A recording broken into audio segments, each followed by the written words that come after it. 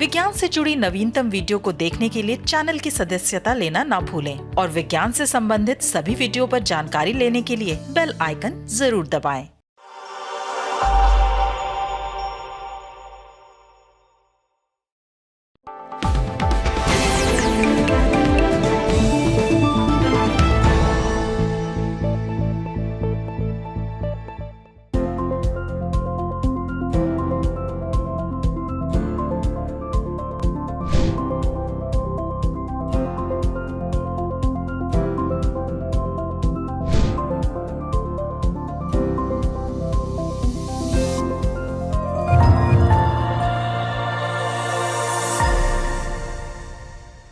नमस्कार, वैज्ञानिक चेतना से लैस अनुसंधानिका में आप सभी का स्वागत है और मैं हूं आपके साथ अंजलि चौहान।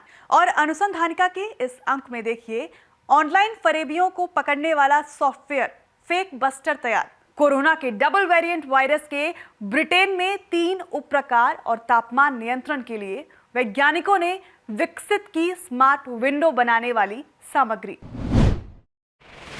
आजकल हर व्यक्ति घर या ऑफिस का ज्यादातर कार्य ऑनलाइन करता है, लेकिन इसमें खतरे भी कम नहीं हैं, क्योंकि कई ऐसे तत्व सक्रिय हैं जो ऑनलाइन गतिविधियों में सेंध लगाकर महत्वपूर्ण सूचनाएं तुरंत चुरा लेते हैं। लेकिन वैज्ञानिकों ने इस समस्या का समाधान अब तलाश लिया है। आइए देखते हैं ये रिपोर्ट।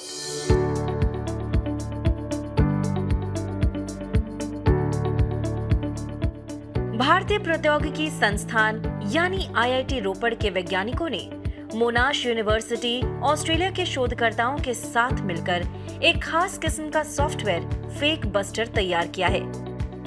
यह किसी भी ऑनलाइन फरेबी का पता लगा सकता है।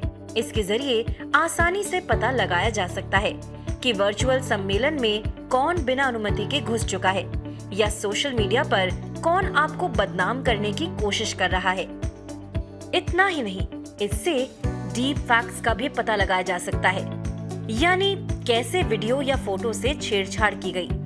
फेक बस्टर सॉफ्टवेयर तैयार करने वाली टीम के प्रमुख डॉक्टर अभिनव धाल ने कहा कि कृत्रिम बुद्धिमत्ता तकनीक से मीडिया विषय वस्तु के साथ फेरबदल की घटनाओं में नाटकीय इजाफा हुआ है। ऐसे मामलों की तत्काल रोकथाम के पर्याप्त उपाय नहीं है, जबकि जो टूलकिट वैज्ञानिकों ने तैयार की है उससे 90% सटीकता के साथ ऐसे मामलों को रियल टाइम में रोका जा सकता है। डॉक्टर धाल ने कहा कि फेक बस्टर को ऑनलाइन और ऑफलाइन दोनों तरीके से इस्तेमाल किया जा सकता है। मसलन इसे जूम, स्काइप जैसे एप्लीकेशंस पर जोड़कर भी इस्तेमाल किया जा सकता है तथा लैपटॉप या डेस्कटॉप में इंस्टॉल भी किया जा सकता है। जैसे ही कोई फरेबी किसी लाइव कॉन्फ्रेंस या चैटिंग में घुसता है तो यह सॉफ्टवेयर तुरंत अलर्ट जारी कर देता है, जिसमें ऐसे फरेबी को तुरंत ब्लॉक किया जा सकता है जो कॉन्फ्रेंसिंग के दौरान फरेबियों को पकड़ता है। जल्द ही इसे बाजार में उतारने की तैयारियां की जा रही हैं। सॉफ्टवेयर को अब ऑडियो कॉन्फ्रेंस में भी फरेबियों को पकड़ने के लिए तैयार किया जा रहा है। शोध टीम में एसोसिएट प्रोफेसर रामनाथन सुब्रमण्यन और 2 छात्र विनीत मेहता तथा पारुल गुप्ता शामिल हैं। फेक बस्टर को लेकर हाल में एक पेपर वीडियो कॉन्फ्रेंसिंग के माध्यम से अमेरिका में आयोजित इंटेलिजेंट यूजर इंटरफेस की 26वें अंतर्राष्ट्रीय सम्मेलन में प्रस्तुत किया गया। ब्रिटेन ने भारत में सबसे पहले मिले कोरोना के प्रकार B1.617 के 3 उपप्रकार मिलने की पुष्टि की है। ब्रिटेन के शोधकर्ताओं का यह दावा है कि तीनों उपप्रकारों की आनुवंशिक संरचना में कुछ न कुछ बदलाव हुए हैं, जिसके चलते इनके प्रकोप में बदलाव आया है। वैज्ञानिकों ने यह दावा किया है कि इन बदलावों से ये ज्यादा संक्रामक हुए हैं तथा टीके प्रभाव के असर को भी कम कर सकते हैं। लेकिन ऐसा कोई भी संकेत नहीं मिला है कि इनसे बीमारी पहले की तुलना में ज्यादा भयावह हो सकती है। आइए देखते हैं ये रिपोर्ट।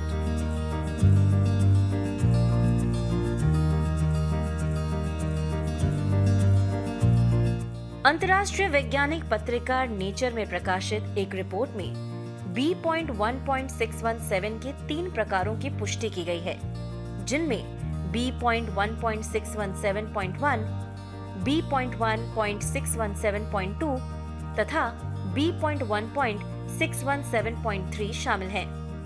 इनमें से हालांकि सबसे ज्यादा प्रसार B.1.617.2 का है तथा यह कई देशों में पाया गया है। इसे ब्रिटेन और WHO ने चिंता का विषय भी बताया है। हालांकि बाकी 2 उपप्रकारों का प्रसार कम देखा गया है।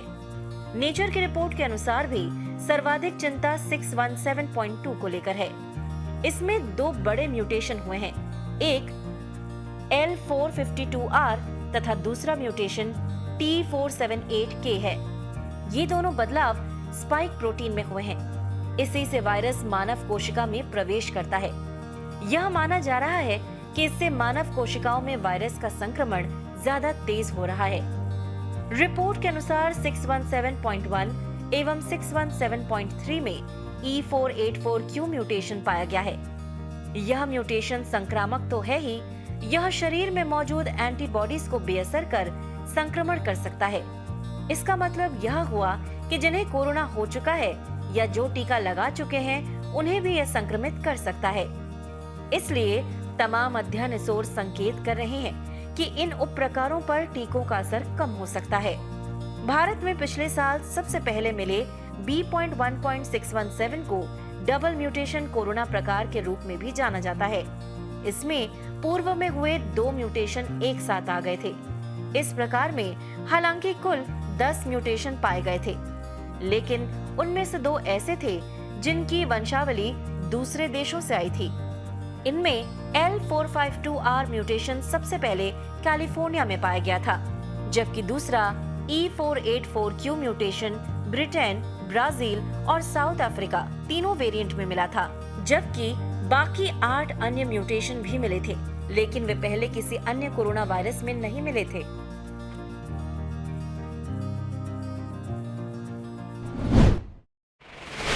भवनों के भीतर के तापमान को नियंत्रित करने के लिए वैज्ञानिकों ने स्मार्ट विंडो बनाने की सामग्री विकसित की है। इसके तहत खिड़की के निर्माण में खासकर शीशे पर ऐसे धातुओं का इस्तेमाल किया गया है जो गर्मी एवं प्रकाश को नियंत्रित करती है। आइए देखते हैं ये रिपोर्ट।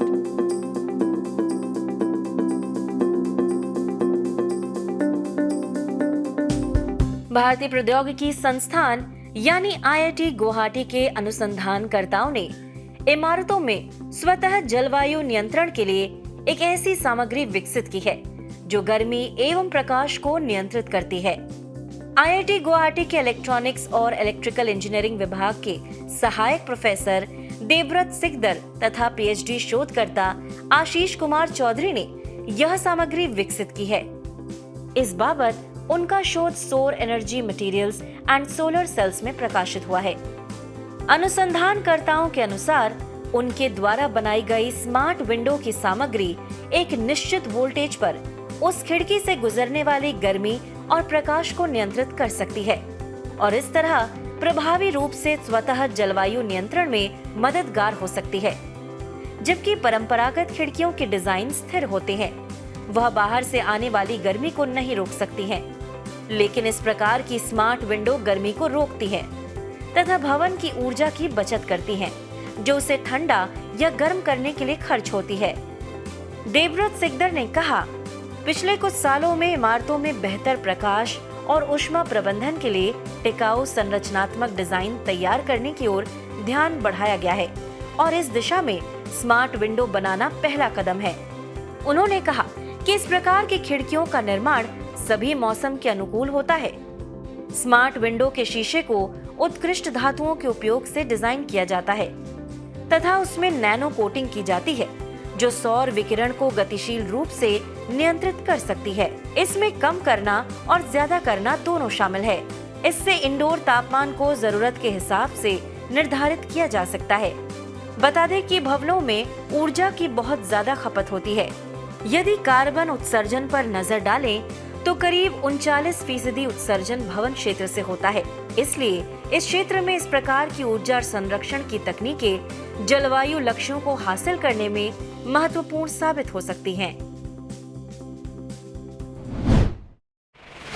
अनुसंधानिका के आज के कार्यक्रम में बस इतना ही। आप सबसे अनुमति लेने से पहले एक विनम्र अनुरोध, विज्ञान प्रौद्योगिकी आविष्कार और नवाचार जगत के विश्वसनीय कार्यक्रमों को देखने के लिए अपने मोबाइल पर इंडिया साइंस ऐप अवश्य डाउनलोड करें। और एक बात और, देश का अपना विज्ञान चैनल इंडिया साइंस टीवी अब फेसबुक, ट्विटर, यूट्यूब, लिंक्डइन और इंस्टाग्राम पर भी उपलब्ध है। हमारे कार्यक्रमों के बारे में आप अपने फीडबैक एवं सुझाव हमें ईमेल भी कर सकते हैं। हमारा ईमेल पता feedback@indiascience.in। अगले सप्ताह एक बार फिर आपके सामने हम हाजिर होंगे अनुसंधानिका के एक नए और रोचक अंक के साथ। तब तक के लिए अपना बहुत ख्याल रखिए। नमस्कार।